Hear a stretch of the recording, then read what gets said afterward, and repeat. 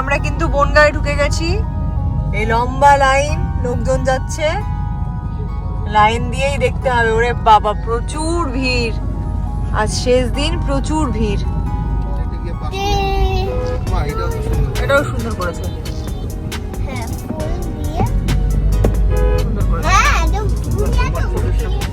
এই যে আমরা সবাই যাচ্ছি আজকে, আজ আমরা যাচ্ছি। ওই যে পেছনে তরুণ মামা রয়েছে, এই যে মোহর সোনা, সম্পাদি, বাবা, আজ আমরা সবাই মিলে যাচ্ছি বনগাঁ ঠাকুর দেখতে। চলো বনগাঁ ঠাকুর কি দেখলাম না দেখলাম জানাবো, কতদূর কি দেখতে পারলাম আদৌ তা জানি না। এখন অলরেডি রাত 9:30 এখানেই বাজে, এখন আমরা গাড়ি থেকে নামতেই পারিনি, এখনো জায়গা মতো নিয়ে যেতে পারিনি। তো চলো দেখা যাক আদৌ কটা ঠাকুর দেখতে পারি না পারি। বনগাঁয় ঠাকুর দেখতে যাব, সবাই মিলে যাব, কে কে যাব, সমস্ত প্ল্যানটাই কিন্তু আমাদের আগের থেকেই সেট আপ ছিল। তবুও ওই যে বলে না, প্রি প্ল্যান করলে অনেক সময় ভেস্তে যায়, তো আমাদের কিন্তু আজকের প্ল্যানটাও ঠিক সেরকমই ছিল। কখন বেরোবো, কোন কোন ঠাকুর দেখবো, সবই যদিও আগের থেকে ঠিক করে রেখেছিলাম, কিন্তু সত্যি কথা বলতে প্ল্যান অনুযায়ী কোনো কিছু তো হয়নি।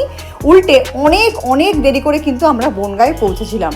বনগাঁয় আমরা যখন ঠাকুর দেখতে শুরু করি তখনই বাজে প্রায় 10টা 15। ভাবতে পারছো, রাত 10টা 15-র সময় বাচ্চাদেরকে নিয়ে আমরা ঠাকুর দেখতে শুরু করেছি। তো এই এসেছি আমরা এখন প্রথম মণ্ডপে। প্রথম মণ্ডপের থিমটা কিন্তু তোমরা যারা কলকাতার ব্লগ দেখেছো তারা জানবে যে কলকাতাতেও কিন্তু এইরকম কৃষিকাজ, চাষবাস, বীজ বপন এই থিমের ওপর একটা দুর্গাপুজো হয়েছে। তো এখানে এসেও সেটা দেখলাম, আর এই থিমটা কিন্তু বেশ ভালো লেগেছে আমাদের সবারই। চাষবাস আর গ্রাম্য জীবনকে খুব সুন্দর করে কিন্তু এই মণ্ডপে ফুটিয়ে তোলা হয়েছে। আর এখানেও কিন্তু ঠাকুর হয়েছে একচালা ঠাকুর, আর ঠাকুরটা সত্যি খুব সুন্দর হয়েছে। তো চলো এবার কিন্তু আস্তে আস্তে আমরা মুভ করব আমাদের নেক্সট মণ্ডপের দিকে। তো আমরা এখান থেকে যেহেতু বনগাঁয় এক একটা ঠাকুরের ডিস্টেন্স অনেক দূর দূর, তো গাড়ি তো অনেক আগেই আমাদের অন্য জায়গায় পার্কিং করে রাখা আছে, কেন কি নো এন্ট্রি রয়েছে পুরো বনগাঁয়। তাই এখানে কিন্তু আমরা নিয়ে নিয়েছি একটা ইঞ্জিন ভ্যান, মোটামুটি ইঞ্জিন ভ্যানে সবাই ধরে গেছি। তো ওই ভ্যানে করেই কিন্তু আমরা এখন যাচ্ছি আমাদের নেক্সট মণ্ডপ দেখতে। আর রাস্তার এই লাইটিংটা না আমার খুব সুন্দর লেগেছে। তো এই দেখো চলে এসেছি কিন্তু আমরা এখন আমাদের নেক্সট মণ্ডপ ভিজিটে। এইগুলো কিন্তু সোলার বড় বড় বল, ওই বলগুলো দিয়ে ফুল করা, আর পুরো মণ্ডপটা না প্লাস্টিক দিয়ে কারুকার্য করা, বিভিন্ন কালারের প্লাস্টিক ইউজ করা হয়েছে। এখানেও ঠাকুরটা কিন্তু একচালা ঠাকুর, কিন্তু তবুও তার মধ্যে একটু বৈচিত্র্য আছে, আর ঠাকুরের গায়ের রংটা অপূর্ব।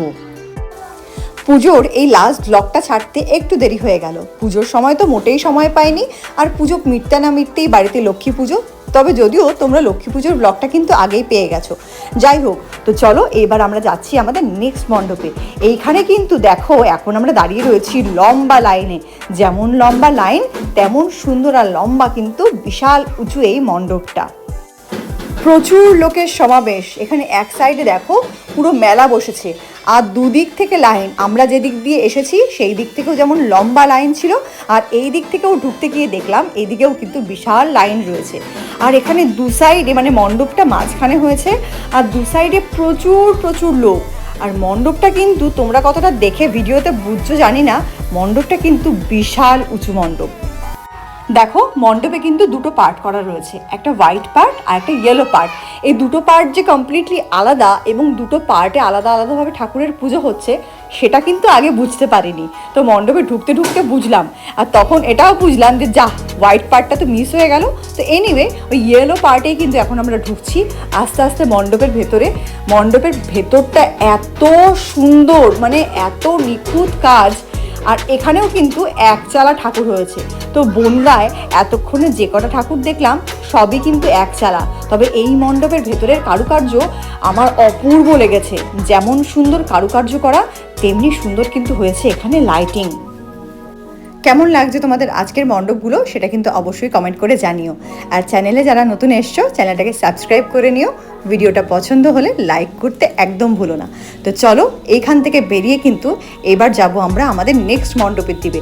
তবে এই মণ্ডপে আমাদেরকে কিন্তু অত তাড়াহুড়ো করে বেরোতে হয়নি, আমরা বেশ কিছুক্ষণ সময় নিয়ে কিন্তু ফটো ভিডিও সবই করতে পেরেছি। এখানে ওরম কোনো ভলেন্টিয়ারের চাপ ছিল না যে বেরোন বেরোন দাঁড়ানো যাবে না। আর এখান থেকে বেরিয়েই তো আমরা চলে আসলাম আমাদের নেক্সট মণ্ডপে। এখানে কিন্তু থিম ছিল আদিবাসী। তো এখন কিন্তু আমরা ঢুকে গেছি একটা পুরো আদিবাসী জঙ্গলের মধ্যে। দেখো গাছে গাছে বাদর ঝুলছে, এখানে আদিবাসীরা সেই শুয়োর পুড়িয়ে রান্না করছে, এটা ওরা খাবে, মানে পুরো জিনিসটাই খুব সুন্দর করে কিন্তু এখানে ফুটিয়ে তোলা হয়েছে। এই যে আদিবাসী একটা মেয়ে আর একজন মহিলা রয়েছে ছোট বাচ্চা কোলে, আর একদম পেছনে কিন্তু এখানেও একচালা ঠাকুর মা দুর্গার পুজো হচ্ছে। এই মণ্ডপটা কিন্তু একদম ছোট্ট জায়গার মধ্যে বানিয়েছে এবং ছোট্ট জায়গা হলেও খুব সুন্দর করে কিন্তু জিনিসটা ফুটিয়ে তুলেছে। তো চলো, আমাদের খিদে পেয়ে গেছে, এইবার আমরা চলে এসেছি বিরিয়ানি খেতে। খাওয়ার আগেই কিন্তু টাকাটা পেমেন্ট করে দিতে হয়েছিল, আর তারপরে বুঝতে পারলাম বিরিয়ানি এবং মাংস দুটোই ছিল পুরো পচা। আর কি বলবো তোমাদের। তো চলো, খাওয়া দাওয়ার হলো না, এবার চলে এসেছি আমরা আমাদের নেক্সট মণ্ডপের দিকে। একদম মানে ফালতু বিরিয়ানি দিয়েছিল, প্রত্যেকে আমরা খেতে না খেতেই বুঝতে পেরেছি। আর তারপরে টিভিতেও দেখলাম যে এবার কিন্তু অনেক জায়গায় পচা মাংস বিক্রি হয়েছে। তো এই মণ্ডপটাই কিন্তু আজকে আমাদের শেষ মণ্ডপ দেখা ছিল। দেখি তোমাদের মধ্যে কে কে বলতে পারে যে আমরা বনগাঁয় টোটাল কটা ঠাকুর দেখলাম। তো চলো, আজকের ব্লগটা কিন্তু আমি এখানেই শেষ করছি। আরে না না, দাঁড়াও দাঁড়াও দাঁড়াও, আর একটু বাকি আছে। শেষটা না দেখলে কিন্তু ভীষণ মিস করবে। আর সেটা কেন বলছি, নিজেরাই দেখে নাও।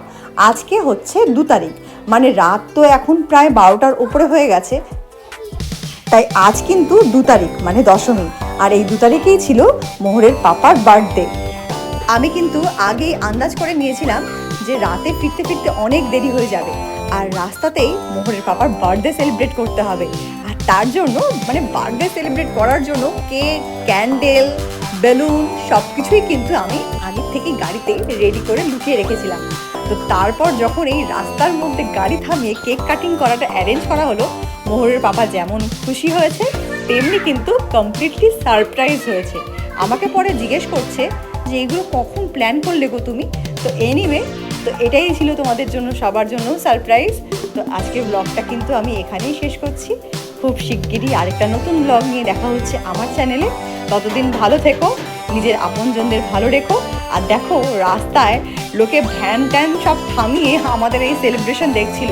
আমিও কিন্তু বেশ এনজয় করেছি ব্যাপারটা, মানে ওকে আনন্দ দিতে পেরে আমার নিজেরই কিন্তু অনেকটা আনন্দ হচ্ছিল। তো চলো বাই, তোমরা ভিডিওটা শেষ অবধি দেখতে থাকো।